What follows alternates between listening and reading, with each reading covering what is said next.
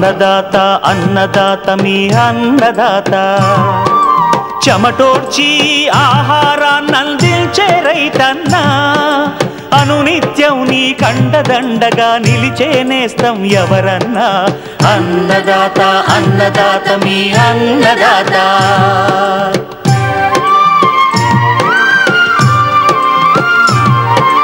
నూతన రీతుల సాగుబడికి నూరింతలు పెరిగే దిగుబడికి సూచనలిచ్చే సస్య రక్షణకు పశు పోషణకి శాస్త్ర విజ్ఞానం అందించి ముందుకు నడిపే తెలుగు రైతు భారతదేశానికి మకుటం అయ్యేలా తీర్చిదిద్దే ఆశయంతో మిమ్ము మేలు కొలిపేది అన్నదాత అన్నదాత అన్నదాత మీ అన్నదాత అన్నదాత అన్నదాత మీ అన్నదాత.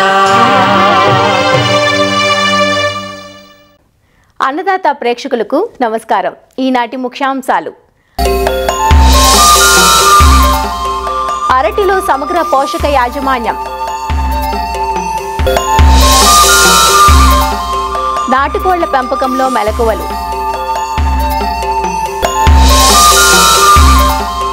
ఇంకా జై కిసాన్ వ్యవసాయ సమాచారం.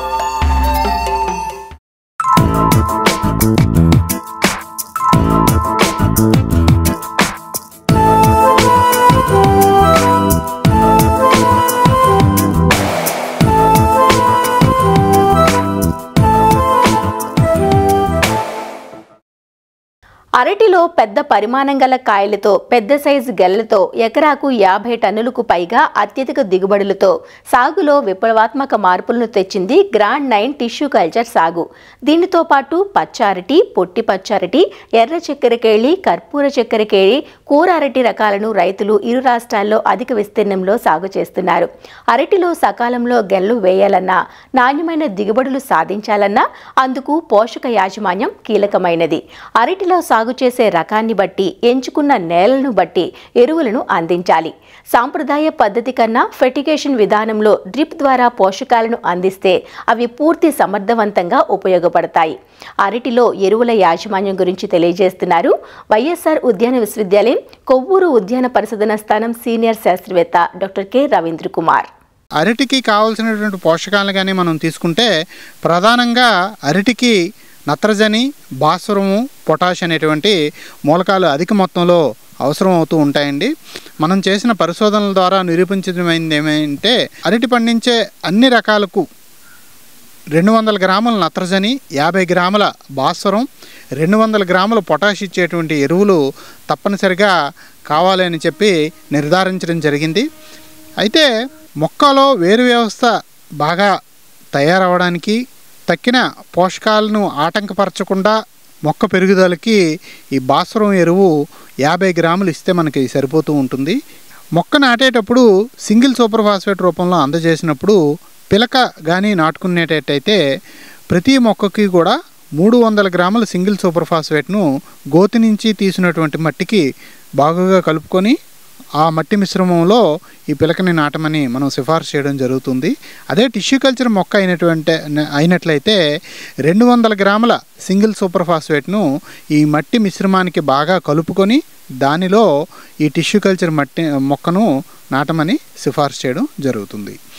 ఎవరైతే మొక్క నాటినప్పుడు సింగిల్ సూపర్ ఫాస్ఫేట్ రూపంలో ఎరువును అందజేయలేకపోయారో వాళ్ళు మొక్క నాటిన ఒక నెలన్నర లోపలే డిఏపి రూపంలో కూడా సుమారు 100 గ్రాముల డిఏపి ప్రతి మొక్కకు వేయవలసిన అవసరం ఉంటుంది. అదే టిష్యూ కల్చర్ మొక్కలు మరి చిన్నవిగా ఉంటాయి కాబట్టి అంత మొత్తంలో ఎరువును ఒకేసారి తీసుకోలేవు కనుక 2 నుంచి 3 సమభాగాలుగా ఈ 100 గ్రాములని విభజించి ప్రతి 15 రోజులకి ఒకసారి నాటిన తొలి దశలో వేసుకోవడం ద్వారా ఈ భాస్వరం ఎరువును మనం అందజేసుకున్నట్లు అవుతాము. రైతులు దయచేసి మొక్క తొలి దశలోనే వేరు వ్యవస్థకి కావాల్సినటువంటి ఈ భాస్వరం ఎరువును అందజేయండి. తర్వాత దశల్లో ఈ భాస్వరం ఎరువును ఎట్టి పరిస్థితుల్లో కూడా ఇవ్వవద్దు. ఇంకా మొక్కకి అధిక మొత్తంలో కావాల్సినటువంటి నత్రజని కానీ పొటాషియం కానీ మనం పరిశీలన చేసినప్పుడు ఈ నత్రజని సుమారు 200 గ్రాములు, పొటాష్ 200 గ్రాములు ప్రతి మొక్కకి కూడా మనం దాని జీవితకాలంలో శాఖీయ పెరుగుదల దశలో అందజేయవలసిన అవసరం ఉంటుంది.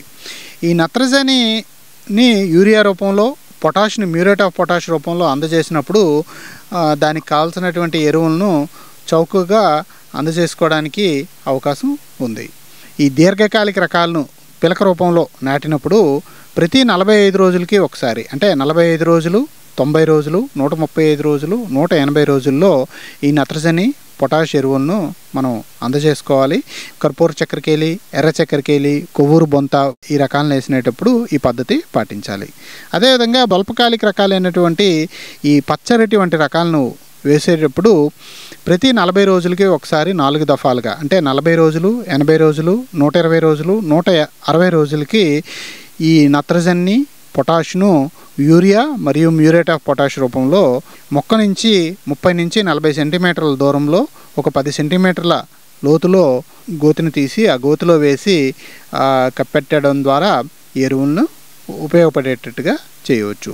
ఎరువులను వేసేటప్పుడు సాధారణంగా తేలికపాటి నీటి తడి ఇవ్వమని మనం సిఫార్సు చేస్తూ ఉంటాం. దాని ద్వారా ఎరువులన్నీ కూడా మొక్కకి తగిన పాలల్లో ఉపయోగపడి మొక్క పెరుగుదల అనేది బాగుగా ఉంటుంది.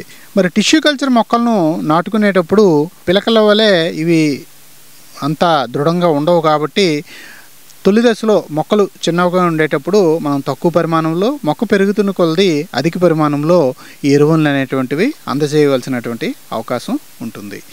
దీనికోసం 1-2 ఆకులు తొడిగిన తర్వాత మొదటి దశలో 32 గ్రాముల యూరియా, 25 గ్రాముల మ్యూరేట్ ఆఫ్ పొటాష్ను 15 రోజులు, 30 రోజులు, 45 రోజుల తర్వాత అందజేయవలసిన అవసరం ఉంటుంది. దాంతోపాటుగా 40 గ్రాముల యూరియా, 30 గ్రాముల మ్యూరేట్ ఆఫ్ పొటాష్ను 60 రోజులు, 75 రోజులు, 90 రోజుల తర్వాత అందజేయాలి. మరి మొక్క పెరిగిన తర్వాత 65 గ్రాముల యూరియా, 50 గ్రాముల మ్యూరేట్ ఆఫ్ పొటాష్ను 110 రోజులు, 130 రోజులు, 150 రోజులు దశలో ఈ పచ్చరటికి అందజేయడం ద్వారా ఈ టిష్యూ కల్చర్ మొక్కలు సమర్థవంతంగా ఈ ఎరువులను ఉపయోగించుకొని అధిక దిగుబడులు ఇవ్వడానికి అవకాశం ఉంటుంది. ఈ నత్రజని, భాస్వరం ఎరువులతో పాటుగా మనకి ముఖ్యంగా ఈ మెగ్నీషియం, కాల్షియం ధాతులోప లక్షణాలు కూడా మనకి కనిపిస్తూ ఉన్నాయి. కాబట్టి ఈ మెగ్నీషియం సల్ఫేట్ రూపంలో లేదా కాల్షియం నైట్రేట్ రూపంలో ఈ మెగ్నీషియంను మరియు కాల్షియంను నెలకి 2 కేజీలు చొప్పున 1 ఎకరా తోటకు డ్రిప్ ద్వారా అందజేసినప్పుడు ఈ లోప లక్షణాలు కూడా మనకి నివారణ చేయడం జరుగుతూ ఉంటుంది. దీనితో పాటుగా ఈ అరటి మొక్కల పెరుగుదలకు, నాణ్యమైన దిగుబడులకు సూక్ష్మధాతువులు కూడా అవసరం చాలా అధికంగా ఉంది. దీని కొరకు మనం ఎన్ఆర్సి బనానా వాళ్ళు రూపొందించినటువంటి బనానా స్పెషల్ అనే మందును కానీ, లేదా ఐఐహెచ్ఆర్ బెంగళూరు వాళ్ళు అభివృద్ధిపరచబడినటువంటి హర్కా బనానా శక్తి అనేటువంటి మందును కానీ 5 గ్రాములు లీటర్ నీటికి కలుపుకొని మొక్క యొక్క 3, 4, 5, 6 నెలల్లో నెలకి 1 దఫా పిచికారీ చేసుకోవడం ద్వారా ఈ సూక్ష్మధాతువులను లోప లక్షణాలను నివారణ చేసుకోవచ్చు. వీటితో పాటుగా ఏ సూక్ష్మధాతు పోషకాలైనా, అంటే ఫార్ములా 4 కానీ, మ్యాక్స్ కానీ, వీటిని కూడా 5 గ్రాములు లీటర్ నీటికి కలుపుకొని మొక్క యొక్క సాకే దశలో 2వ నెల నుంచి 6వ నెల వరకు పిచికారీ చేసుకోవడం ద్వారా ఈ సూక్ష్మ ధాతు లోప లక్షణాలు కూడా మనం రాకుండా నివారణ చేసుకోవడానికి అవకాశం ఉంటుంది. ఈ విధంగా సమగ్ర ఎరువుల యాజమాన్యం మనం పాటించినప్పుడు నాణ్యమైనటువంటి దిగుబడులు రైతులు సాధించడానికి అవకాశం ఉంటుందండి.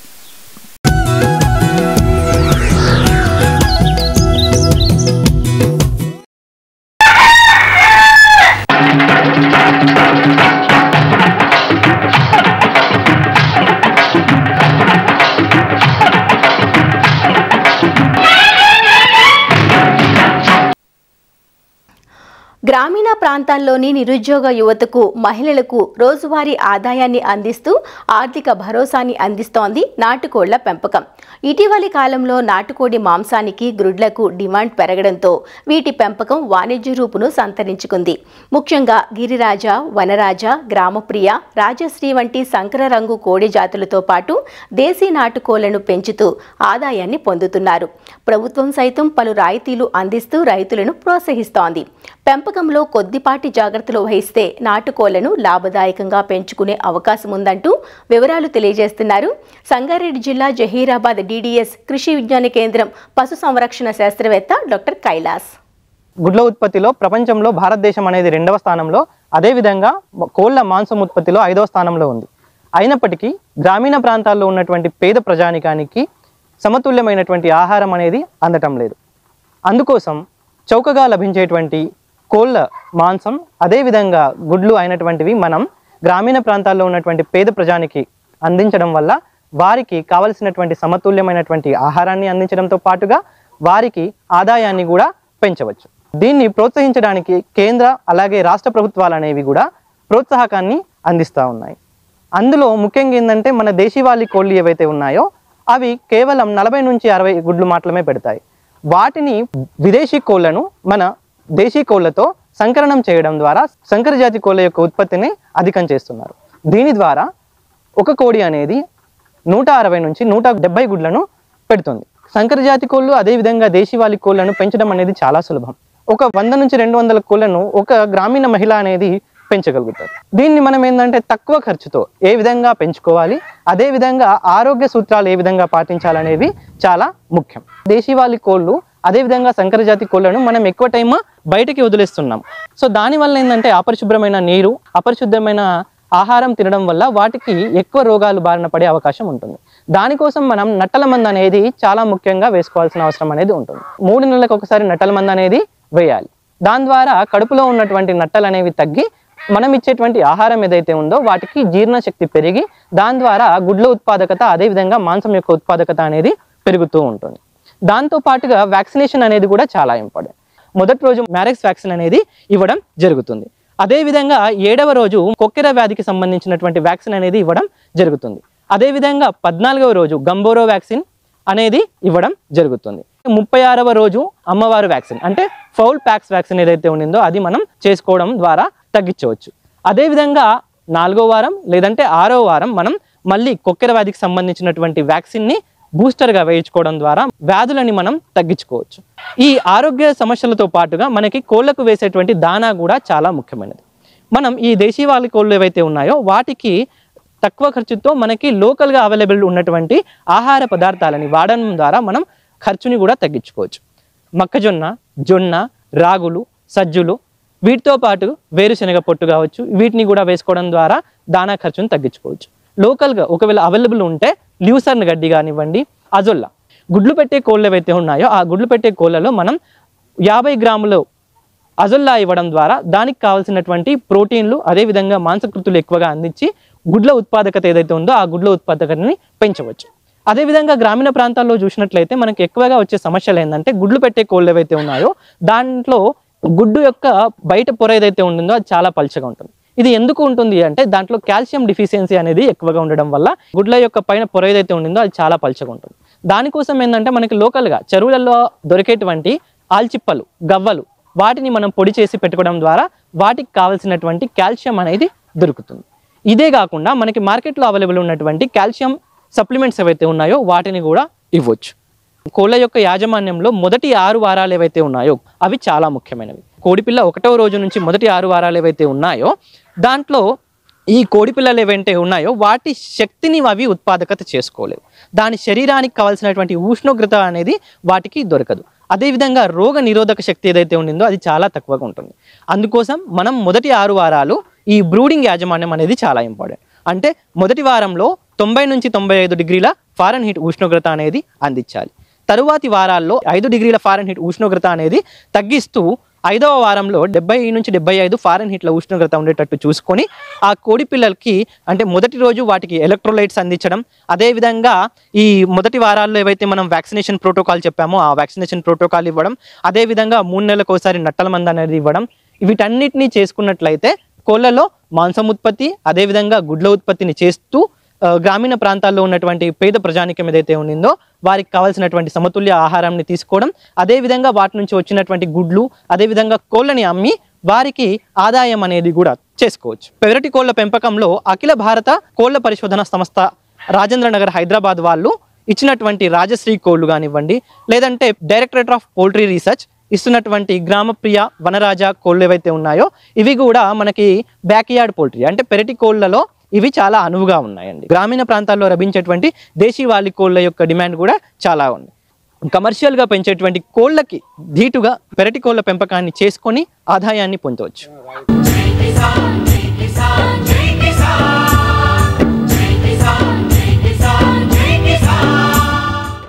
వ్యవసాయ సమాచారం ఇప్పుడు జై కిసాన్లో చూద్దాం. వ్యవసాయ అనుబంధ రంగాలను సమన్వయపరిచి రైతులకు శిక్షణా తరగతులను అందించేందుకు ఏర్పాటైన వ్యవసాయ సాంకేతిక యాజమాన్య సంస్థ ఆత్మ నెల్లూరు జిల్లాకు సంబంధించి నిధుల విడుదల జరిగినట్లు అధికారులు చెబుతున్నారు. 2025-2026 ఆర్థిక సంవత్సరానికి సంబంధించి 1,23,00,000 నిధులు మంజూరయ్యాయని జిల్లా ఆత్మ ప్రాజెక్టు డైరెక్టర్ మురళి తెలిపారు. సాగు రంగంలో వస్తున్న నూతన సాంకేతికతను రైతులకు చేరువ చేయడంతో పాటు క్షేత్రస్థాయిలో పలు అవగాహన కార్యక్రమాలు నిర్వహించేందుకు గాను ఆత్మ సహకార అందిస్తుందని ఆయన వివరించారు. నెల్లూరు జిల్లాలో ప్రధానంగా వరి ప్రధానమైనటువంటి పంట. దీనికి సంబంధించి జిల్లా వ్యవసాయ సాంకేతిక యాజమాన్య సంస్థ ఆత్మకి ఈ సంవత్సరం 1,23,00,000 నిధులు రావడం జరిగింది.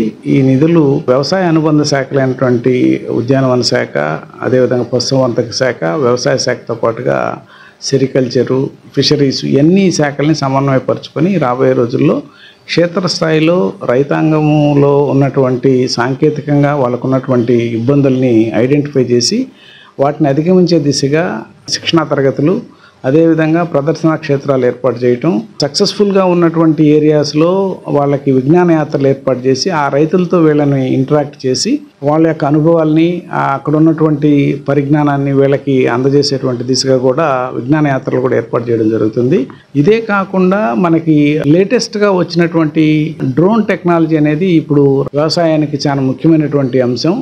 దీని మీద కూడా మనం ఏర్పాటు చేసేటువంటి ఈ శిక్షణా కార్యక్రమాల్లో కానీ ప్రదర్శనా క్షేత్రాల్లో కూడా ఈ డ్రోన్ టెక్నాలజీని ఎక్కువగా రైతాంగం ముందుకు తీసుకెళ్లే దానికోసం అన్ని ప్రాంతాల్లో, అన్ని మండలాల్లో కూడా చర్యలు తీసుకోవడం జరుగుతుంది. వ్యవసాయం అనుబంధ రంగాల్లో రాబోయే రోజుల్లో రైతులు ఎదుర్కొంటున్నటువంటి సాంకేతికపరమైనటువంటి సమస్యల్ని ఎప్పటికప్పుడు ఎన్లైటన్ చేస్తూ వాళ్ళ యొక్క పెట్టుబడిని తగ్గించి నికర ఆదాయాన్ని పెంచే దిశగా మనం ఏ విధమైనటువంటి చర్యలు తీసుకుంటే రాబోయే రోజుల్లో వ్యవసాయ అనుబంధ రంగాలు రైతాంగానికి గిట్టుబాటుగా ఉంటుందో ఆ రకమైనటువంటి చర్యలు సాంకేతిక పరంగా ఇటు అన్ని శాఖల్ని సమన్వయపరుచుకుంటూ అగ్రికల్చర్ యూనివర్సిటీకి సంబంధించినటువంటి రీసెర్చ్ స్టేషన్ కావచ్చు, కృషి విజ్ఞాన కేంద్రం శాస్త్రవేత్తలతో కూడా ఎప్పటికప్పుడు వాళ్ళ ద్వారా మనం శిక్షణా కార్యక్రమాల్లో వాళ్ళ సహాయాన్ని కూడా తీసుకొని రైతులకి పెద్ద ఎత్తున ఆధునిక సాంకేతిక పరిజ్ఞానాన్ని ఆత్మ సంస్థ ద్వారా నెల్లూరు జిల్లాలో తీసుకెళ్లడం జరుగుతుంది. తెలుగు రాష్ట్రాల్లో గత 4-5 ఏళ్ల కాలంగా రైతుల ఆదరణ పొందుతోంది డ్రాగన్ పంట.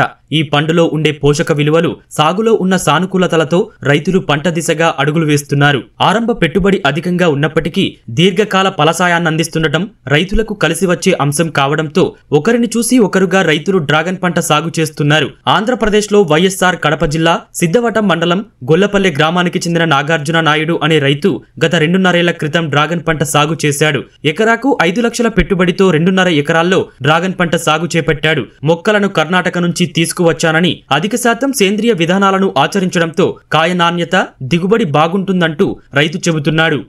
ఈ డ్రాగన్ ఫ్రూట్ ఎంచుకోవడానికి మెయిన్ కారణం రీజన్ ఏమంటే మన సిద్ధవటం మండలంలోనే ఫస్ట్ నేనే నాటింది ఫార్మింగ్ 2022 మార్చి 21లో నాటాను. 23, 24 సంవత్సరానికి 2 ఇయర్స్ కంప్లీట్. 25లో 2.5 సంవత్సరం అయింది. ఇప్పటికి పోయిన సంవత్సరం వచ్చేసి 5.5 టన్ను వచ్చింది. 5.5 టన్నులో మ్యాక్సిమం నేను వచ్చేసి 90 రూపాయలు, 100, 115 రూపాయలు అమ్మడం జరిగింది కేజీ. అట్లా నాకు ఆల్మోస్ట్ 5.5 టన్ను గాను 6 లక్షల దాకా వచ్చింది ఇన్కమ్. ఈ ఇయర్ వచ్చేసి ఇప్పుడు మనకు జూన్ 1 నుంచి జూలై అయిపోయింది, మంత్ ఎండింగ్ అయిపోయే లోపు దగ్గర 2.5 టన్ను కట్ చేసాము. పోయిన మంత్ వచ్చేసి దగ్గర నాకు 3.5 టన్ను నుంచి 4 టన్నులు వచ్చింది. ఆల్మోస్ట్ దగ్గర 7 టన్నులు వచ్చింది. తక్కువ వండినా కానీ 7 నుంచి 8 టన్నులు వచ్చింది. ఇంత ఆశాజనకంగా పంట వస్తుందని ఏ రోజు అనుకోలేదు నేను. ఈ డ్రాగన్ ఫ్రూట్ మెయిన్ రీజన్గా ఎందుకు ఎంచుకున్నానంటే మా మండలంలో మామిడి ఎక్కువ ఉండేది. మామిడి ఎక్కువ ఉండడం వల్ల ఏం చేస్తుంటే ఒక కరోనా అప్పటి నుంచి మామిడికి డిమాండ్ అనేది చాలా తగ్గిపోయింది. దానికి ఎక్కువ పురుగు రావడం వల్ల కొద్దిగా రైతులు కూడా చాలా నష్టపోతున్నారు. అందువల్ల నేనేం చేశానంటే దీన్ని మేజర్గా ఎన్నుకోవడానికి కారణం ఏమంటే దీంట్లో ఎక్కువ ఆదాయం ఉంది, ప్లస్ రెండోది వచ్చేసి దీంట్లో మంచి పోషక విలువలు ఉన్నాయి అనే ఉద్దేశంతో డ్రాగన్ ఫ్రూట్ ఎంచుకున్నాను అనమాట. మనకు పోలుకు డిస్టెన్స్ వచ్చి 7.5 feet పెట్టాము. సాలుకు మధ్యలో 12 అడుగులు పెట్టాము. ఎందుకంటే మనం 12 అడుగులు పెట్టడం వల్ల కల్టివేషన్కు చాలా సులువుగా ఉంటుంది. 12 అడుగులు అయితే రోటావేటర్ పోతుంది, గొర్రు పోతుంది, గుంటక పోతుంది, మనకు రెండుకి యూజ్ఫుల్గా ఉంటుంది అనే ఉద్దేశం 12 అడుగులు పెట్టాను. రెండోది వచ్చేసి మన బెడ్ రైజింగ్ కూడా మనం ఏంటంటే మనసులతో పేపేయకుండా జేసీతో పేపించాను. ఎందుకంటే మనకు 1.5 feet నుంచి 2 feet వరకు హైట్ ఉంటే కానీ మనకి ఎంత వర్షం పడినా కానీ మనకు బెడ్ మీద వర్షం నీళ్ళు ఎక్కువ ఆగకుండా కిందికి వెళ్ళిపోతుంది అనమాట. చాలా తక్కువగా ఉంటుంది అనమాట తేమ శాతం అనేది దీనికి దగ్గర 70 నుంచి 80% కానీ చాలా ఇంకా తక్కువే ఉండాలి. అంతకన్నా ఎక్కువ ఉండకూడదు అనమాట. 20% 30% ఉండాలన్నమాట. ఎందుకంటే మనకు వాటర్ అంతా ఎక్సెస్ వాటర్ అంతా కిందికి వెళ్ళిపోతుంది అనమాట బెడ్ రైజ్ చేయడం వల్ల. మనకేమేసిన వేరుకుళ్ళు కానీ మిగతా కొన్ని రోగాలు రాకుండా ఉంటాయి అనమాట. మంత్లో 20 రోజులకు ఒకసారి ఫ్రూట్ హార్వెస్టింగ్ అవుతుంది. హార్వెస్టింగ్ అయినప్పుడు మనకు 2-3 రోజులు ఉంటుంది అనమాట హార్వెస్టింగ్. ఈ రోజు కటింగ్ ఏంటంటే మళ్ళీ 2 days గ్యాప్ ఇచ్చిన తర్వాత మళ్ళీ ఉంటుంది అనమాట. మనకు వచ్చే టన్నులో కూడా మనకు 2-3 సార్లు రావడం వల్ల ఏమైతే మనకు 300 kg 500 kg ఉంటుంది. కాబట్టి మార్కెటింగ్ అనేది పెద్ద సమస్య ఏం కాదు. కానీ అయితే ఆ మార్కెటింగ్ ఎట్లా ఉంది, ఎక్కడ ఉంది అనేది, ఏ ఊర్లో ఫ్రూట్ లేదు, ఏ ఊర్లో ఫ్రూట్ ఉంది చూసుకొని అమ్ముకోగలనమాట. పోయిన సంవత్సరం 500 టన్నులు వచ్చింది. ఇప్పటికి ఆగస్టు 1st కల్లా నాకు 8 టన్నులు వచ్చింది. ఇప్పుడు ఈ 3 నెలలు ఉంది అనమాట. ఆగస్టు, సెప్టెంబర్, అక్టోబర్ ఈ 3 నెలల్లో కూడా దగ్గర ఈ నెలకు 2 టన్నులు వేసుకునే కానీ 6 టన్నుల నుంచి 8 టన్నులు వచ్చే నాకు హోప్స్ దండిగా ఉన్నాయన్నమాట. దీంట్లో చాలా జాగ్రత్తగా మెలుగుతో చేసుకుంటేనే ఇబ్బంది పడకుండా గడ్డన పడతారు. కానీ లేదంటే ఏదో పెట్టినాం లేబా మామిడి, జామ, సపోటా మాదిరి కాకుండా దీన్ని ఎంతో మెలుగుతో చేసుకుంటేనే రైతులకే ఇబ్బంది, ఎటువంటి పరిస్థితులు ఇబ్బంది లేదు. మేము అలాగే ఏం చేస్తున్నామంటే ప్రతి వీక్లీ ఒకసారి వచ్చేసి బయో ఇవి కొన్ని వేస్ట్ డీకంపోజరు, ఎన్పీకే, వ్యాము, సుడోనమాసు, ట్రైకోడర్మా, జీవామృతం ఇలాంటివి ఏం చేస్తామంటే మేము వీక్లీ 1 time వదులుతానే ఉంటామన్నమాట కంటిన్యూగా. దీనివల్ల ఏం చేస్తుంటే చెట్టు లైఫ్ కోల్పోకుండా ఉంటుంది. సెకండ్ వచ్చేసి మనకు వచ్చే ఫ్రూట్ కూడా షైనింగ్ కానీ, క్వాలిటీ కానీ, పురుగులు కానీ, సస్య సంరక్షణకు కొన్ని మందులు కెమికల్ అవాయిడ్ చేయాలనే ఉద్దేశంతో దీన్ని మేము దగ్గర 50% అబో న్యాచురల్ ఫార్మింగే చేస్తున్నాము. ఇదైతే కానీ చాలా సంతోషకరంగా ఉంది. ఎందుకంటే ఫ్రూట్ మంది కొన్ని ఏరియాలో తీసుకొస్తే కానీ మనకు 5 రోజులు లేదా 6 రోజుల కల్లా ఫ్రూట్ డ్యామేజ్ అవుతుంది. మనం దగ్గర 1 week నుంచి 10 days పెట్టినా కానీ మన ఫ్రూట్ డ్యామేజ్ కావడం లేదన్నమాట. అన్న నాగార్జున అన్న కొత్తగా వెరైటీగా వేద్దామనేసి డ్రాగన్ ఫ్రూట్ వేయడం జరిగింది. దాదాపు 30 నెలలు అయింది, అంటే 2.5 years. అన్న అయితే మంచి లాభసాటిగానే లాభ్ది పొందుతున్నారు. టన్ను వచ్చేసి 90 నుంచి అట్లా ఉంది ఇప్పుడైతే ప్రజెంట్. గతంతో పోలిస్తే ఇప్పుడు కొంచెం రేటు పెరిగింది. గతంలో కొంచెం మామిడి, ఆ తర్వాత అల్లరి నేరేడు ఇవి ఉండడం వల్ల చాలా వరకు కొంచెం లో ఉండింది మార్కెట్. ఇప్పుడైతే ప్రస్తుతం బాగానే ఉంది. అలాగే రైతులు కూడా చాలామంది అవగాహన లేకపోవడం వల్ల ఎంతసేపు మామిడి ఇవి వేద్దామని చూస్తున్నారు. ఇట్లాంటి వెరైటీగా క్రాప్స్ కూడా వేయడం వల్ల చాలా వరకు లాభం ఉంటుంది. ఎందుకంటే మనకు అవైలబిలిటీ అనేది సోర్స్ లేదు. ఆ సోర్స్ అనేది మనం క్రియేట్ చేసుకోగలిగితే మనం మంచి లాభాలు పొందగలుగుతాం. దీనికి చాలా వరకు చీడపీడలు అనేది చాలా తక్కువగానే ఉంటుంది. అలాగే న్యాచురల్ ఫార్మింగ్ కూడా అన్న ట్రై చేస్తున్నాడు. వ్యాము, ఆ తర్వాత బయోకి సంబంధించినటువంటి ఫర్టిలైజర్స్ ఇట్లాంటి సతవుకి సంబంధించినవి వాడుతున్నారు. దానివల్ల అన్నకి మంచి క్వాలిటీ, అలాగే టేస్ట్, కలర్ కూడా మంచిగా వస్తుంది. చాలా వరకు వచ్చేసి మనం లో మెయింటెనెన్స్గానే చేసుకోవాలి. ఎందుకంటే మనకి రైతు అనేవాడు లాభంగానే ఉండాలి. ఆటోమేటిక్గా మనకి ఇన్వెస్ట్మెంట్ తగ్గితే లాభాలు అనేటివి మనం ప్రాఫిట్ చూడగలుగుతాం. నూతన పంటలు సాగు చేసే రైతులు పెట్టుబడులు పెట్టే విషయంలో ఆచితూచి అడుగేయాలని రైతు చెబుతున్నాడు. అలాగే దిగుబడుల్లో నాణ్యతకు ప్రాధాన్యతనిస్తే మార్కెట్ పోటీని తట్టుకునే అవకాశం ఉంటుందని తన అనుభవం ద్వారా చెబుతున్నాడు. మరిన్ని విభిన్న అంశాలతో రేపటి అన్నదాతలో మళ్ళీ కలుసుకుందాం. నమస్కారం. అన్నదాతలు తమ సందేహాలు, సమస్యలను 1800-425-4085 టోల్ ఫ్రీ నంబర్లో ఉదయం 10 నుంచి 11 గంటల మధ్య పని దినాలలో సంప్రదించగలరు. ఈ కార్యక్రమాన్ని యూట్యూబ్లో www.youtube.com/అన్నదాత ఈటీవీ లింక్ ద్వారా వీక్షించవచ్చు.